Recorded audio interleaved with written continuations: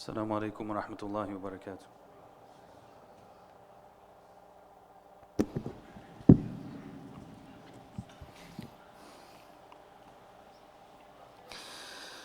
الله أكبر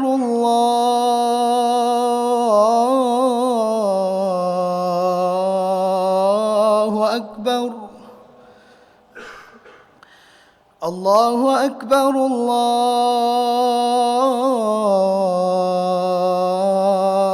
الله أكبر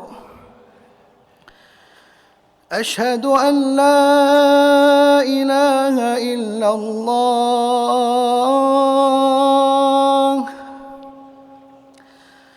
أشهد أن لا إله إلا الله أشهد أن محمدًا رسول الله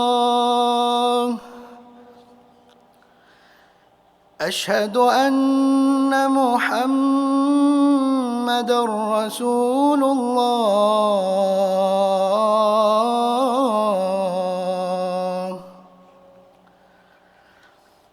حي على الصلاة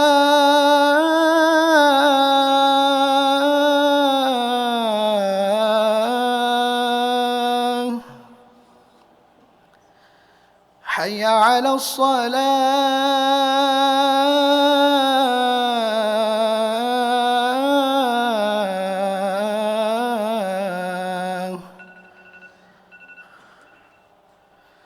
حي على الفلاح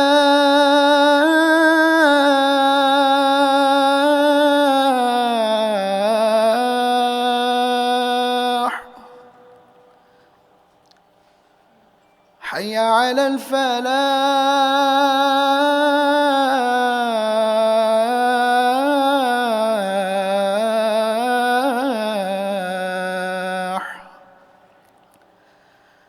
الله أكبر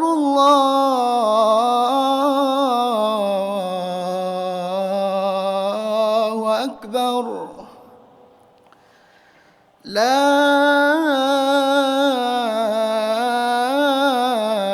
إله إلا الله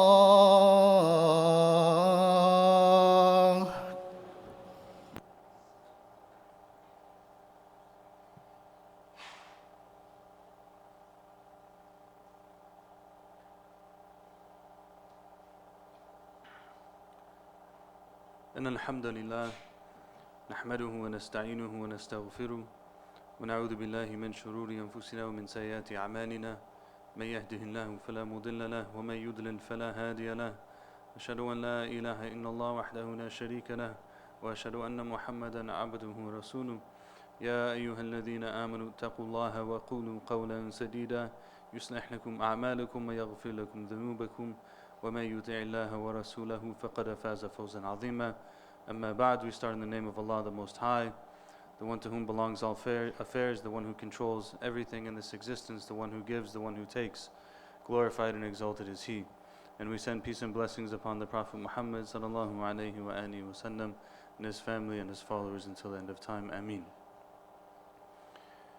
Now there's a lot of talk these days, especially on social media with younger people and stuff like that, around the idea of being an influencer.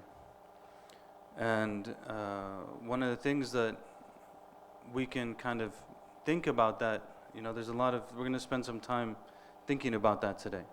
And one of the things that comes to mind around that is to recognize that we, and the first position is that we are human beings, we are social creatures. And part of being social creatures is that we're always spending time around each other, whether that's physically or whether that's online or by our phones or whatever it might be. Inevitably, we're with other people. And as such, we have suhbah with them. We keep the company of different kinds of people in all kinds of different circumstances. And that, in and of itself, makes people a means of influence on other people.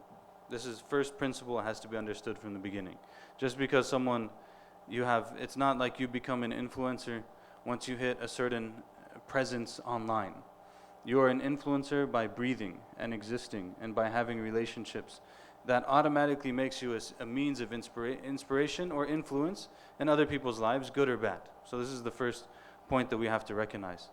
This is true to the extent that, as I've mentioned before, the Prophet ﷺ talked about the different character that the people who take care of sheep and goats, they have a certain type of character, and the people who take care of camels, they have a different type of character. The Prophet ﷺ talked about this, that the people who they take care of ghanam, they take care of the sheep, their characteristic, they have waqar and sakina. They have like a stability to them, they have a tranquility to them. And the people who take care of camels, they're more firm and kind of tough and stuff like that. And that's the note that even the company of the animals that a person keeps is going to influence how they are. Okay, so this is, let alone the people that they spend time around. Okay, so this is the first idea, is that regardless of how we are in the public realm and how many people listen to us and so on and so forth, we're influencing someone. And this is further evidenced by the hadith of the Prophet ﷺ, where he said, "Kullukum ra'in wa kullukum mas'ulun an ra'iyati," that every single one of you is a shepherd, and every one of those shepherds is responsible for their flock. And that is the Prophet ﷺ is noting, and then in some narrations it goes into more detail, like the father has his flock is his household, and the mother, she has the children, and he might, sallallahu alaihi wasallam, in some of the narrations give some of the details. But the point behind that is to recognize that every single person, again, has others that they are responsible for. That might be, you take examples that are clear, parents are clear, managers are clear, bosses are clear, business owners are clear, so on and so forth. But other things might not be so clear. Like maybe you're a rank and file employee at a business, which there's nothing wrong about as long as your income is halal. Every job is equal in that sense, right? There's no, like, this person's a taxi driver and that person's a manager, so he's automatically better or something. No. As long as the work is halal, that's honorable and the person's doing what they should be doing. So you might be like a rank and file employee. So you say, well, who do I have influence over? I don't really have family, but I just work this job. You're influencing the other people who work in that job, your coworkers, and you're influencing the people that you interact with, right? So all of those there's still some sort of flock that the person has, irregardless. And then the next layer of that is the Prophet ﷺ teaches us that man sanna sunnatan hasana falahu ajru man amila biha. That the person who they start a good deed, they start a good thing, a good trend, then they will have the reward of everyone who acts upon it. وَمَنْ سَنَّ سُنَّةً سَيِّئَةً فَلَهُ وِزْرُ مَنْ عَمِلَ بِهَا. And the person who starts a negative trend or a bad trend, then they have the sin and they have the responsibility of every single person that acts upon it after them. Right? So this also kind of shows how one can be an influencer towards that which is positive and good, or they can be an influencer towards that which is negative and bad. But then some other, the interesting thing about this phenomenon is that it's something that people seek. And generally speaking, in our religious tradition, positions of authority or power, which is what that is. If someone says, I'm an influencer, they want to be someone who influences and has power over other people. And generally, that's not something we seek in our religion. The Prophet ﷺ, he said that the person who seeks authority from amongst us, we don't give it to them. That's the sunnah of the Prophet ﷺ. The person who wants to be in charge, you're not in charge. And he told Abu Dharr al-Ghifari radiallahu anh that about this leadership, he said, إِنَّهَا لَأَمَانَةٌ وَإِنَّهَا خِزْيٌ وَنَدَامَةٌ يَوْمَ الْقِيَامَةِ خِزْيٌ وَنَدَامَةٌ. That this responsibility that you have, leadership, it is a trust, and on the day of judgment, it's a source of sorrow and regret. That's what being in charge is, right? But nonetheless, someone has to be in charge. It's always the case. Normally, in the normal affairs of human existence, is that someone has sincerity, and they have something that they're about, right? They have sincerity, they have something that they're about, whatever it might be. Could be dini, could be something else. It could be something that has to do with everyday life, but it's useful to people. They have sincerity about it, and they want to do it, so they keep doing it, and they pay their dues. And slowly but surely, maybe they become more known for that thing that they do, maybe they don't. That's not really the part that matters.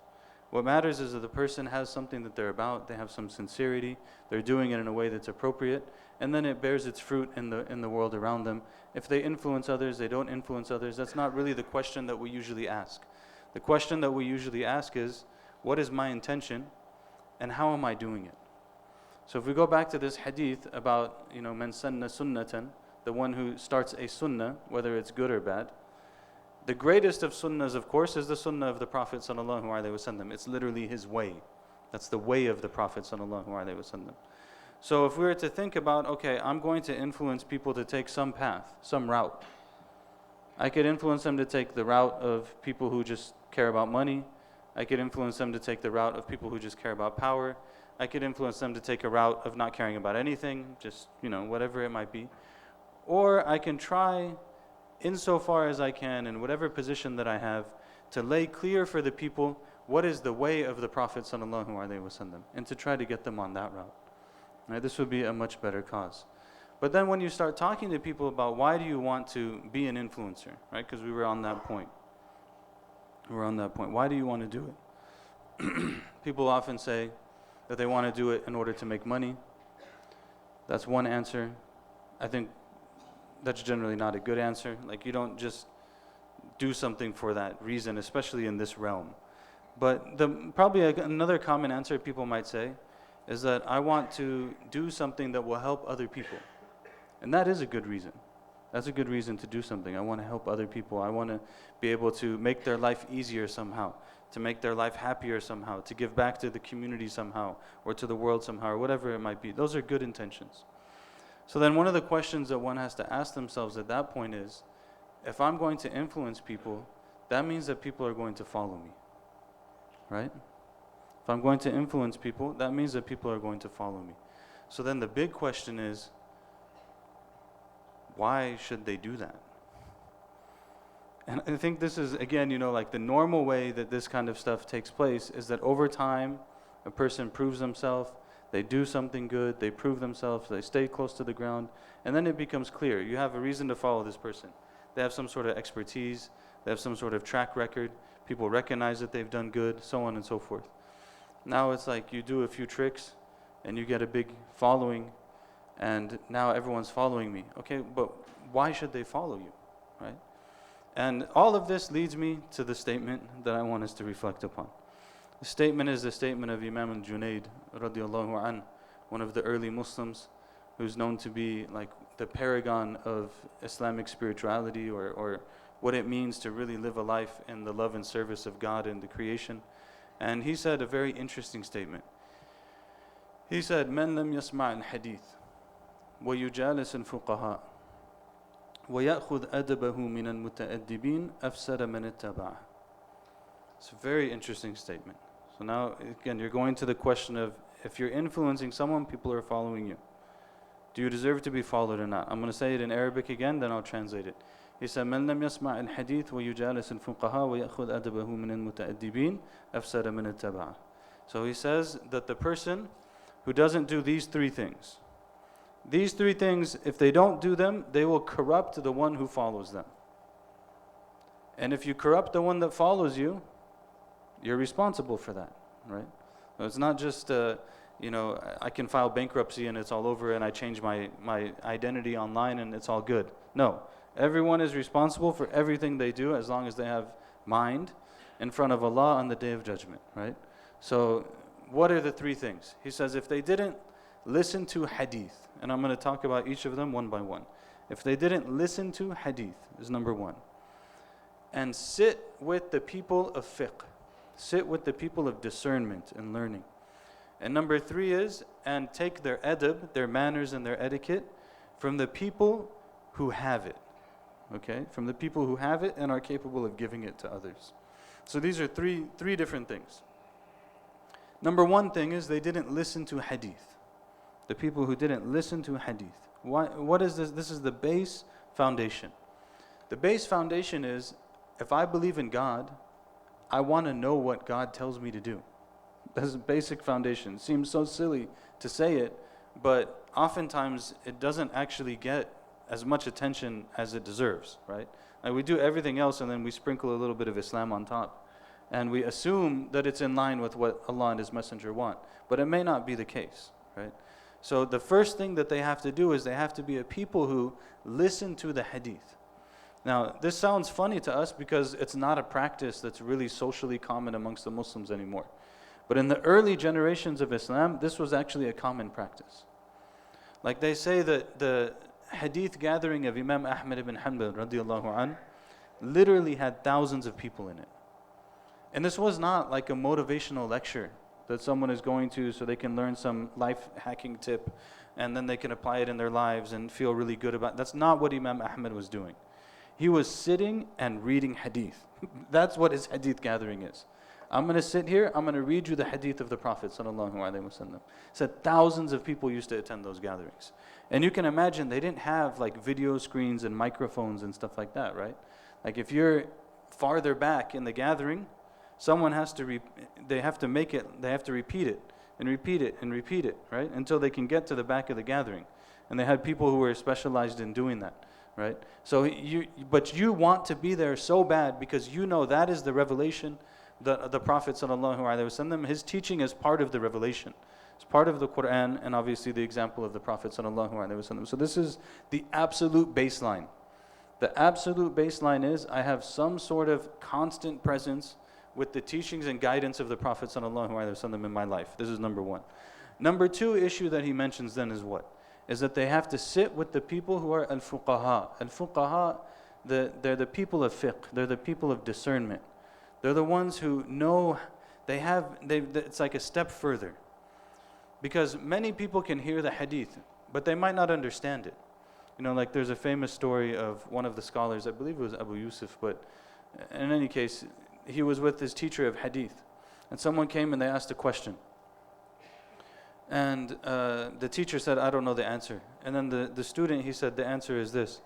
And the teacher said, where'd you get that from? He said, I got it from the hadith that you taught me. Right? Like the hadith you taught me, that's where I got the answer from.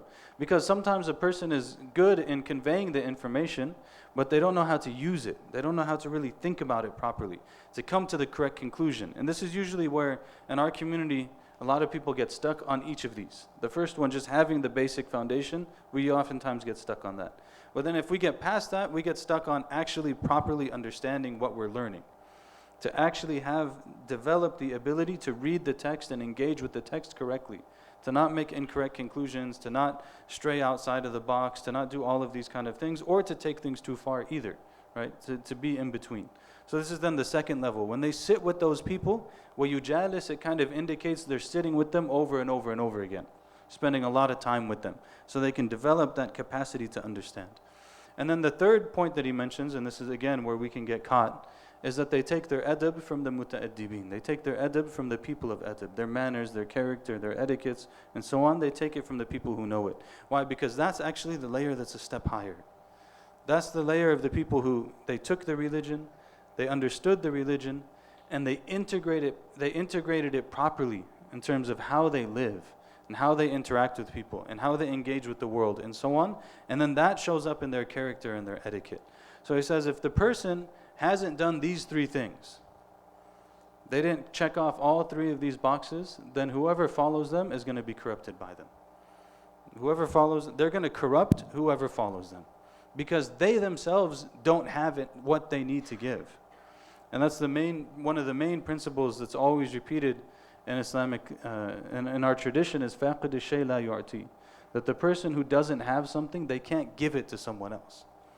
So if I'm going to say, I want to have such and such impact and influence in other people's lives, and I want to do this and that, very basic thing is like, I have to, first of all, attain the qualifications in order to be able to do that. Because I can't give something I don't have. So that's what Imam al-Junayd is telling us here. That if that's what it's going to be, people are going to follow you. If people are going to follow you, you're going to mess them up if you don't have these three things. أقول قولي هذا وأستغفر الله لي ولكم فاستغفروه إنه هو الغفور الرحيم.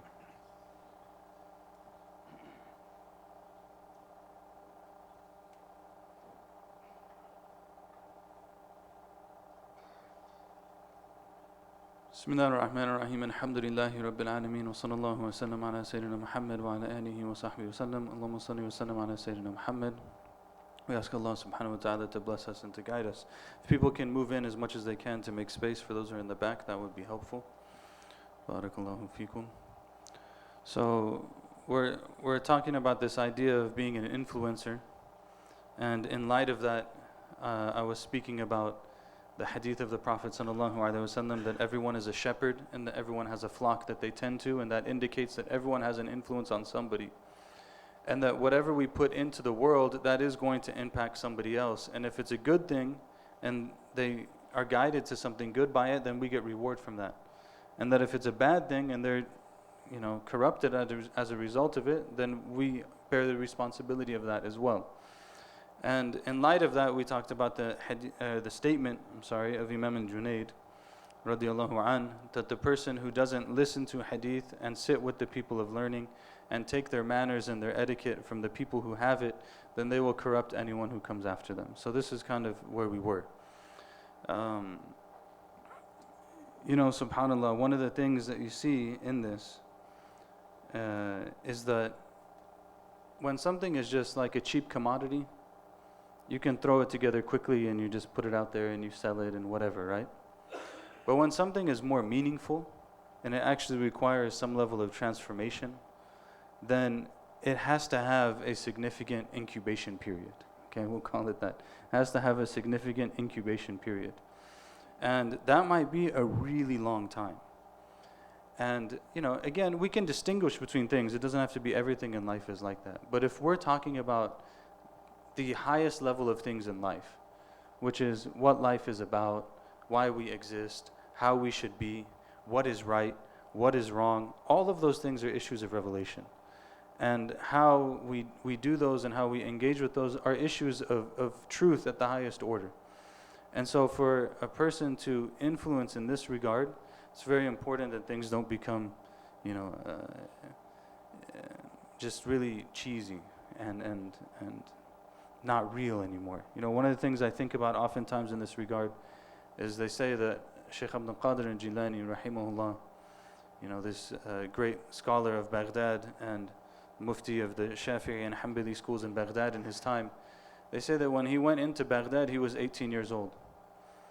And he had already studied in his land, because that was the common thing that people did. They study where they were, and then they go to the bigger city to go further. So he had already studied. He went to Baghdad when he was 18.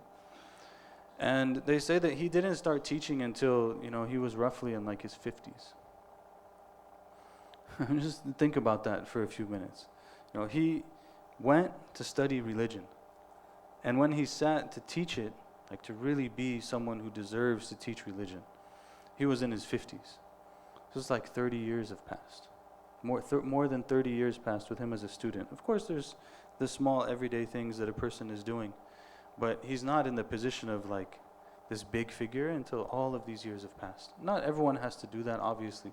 But what I'm trying to say is that when it comes to the real things in life, we can't rush them. We can't rush them. It's not just about, making money or being in charge or being able to spread this idea or that idea or whatever it might be. It's about actually turning ourselves into something that is real and carries the religion that we claim to follow. May Allah subhanahu wa ta'ala give us tawfiq. Allah, we ask you to forgive us of our sins and our shortcomings, to accept from us our deeds. Oh Allah, help us to reach the month of Ramadan. Allah, we ask you to bless us in Rajab and to bless us in Sha'ban and allow us to reach the month of Ramadan. Oh Allah, we ask you for knowledge that is beneficial. We ask you to keep us together always as a community, to give us the ability to serve you and serve your creation in every way that we can. Allah, we ask you sincerity in all of our affairs and strength in everything that we do. اللهم اغفر لنا ذنوبنا واسرافنا في امرنا وثبت اقدامنا. اللهم بارك فينا وبين والف بين قلوبنا وصفوفنا. اللهم كن معنا ولا تكن علينا. انصر اخواننا المستضعفين في كل مكان. افتح عليهم يا فتاح يا عليم. اللهم بارك لنا في رجب وبارك لنا في شعبان وبلغنا رمضان. اللهم بلغنا رمضان. اللهم بلغنا رمضان. وصلى اللهم وسلم على سيدنا محمد وعلى اله وصحبه وسلم تسليما كثيرا. واقيموا الصلاه.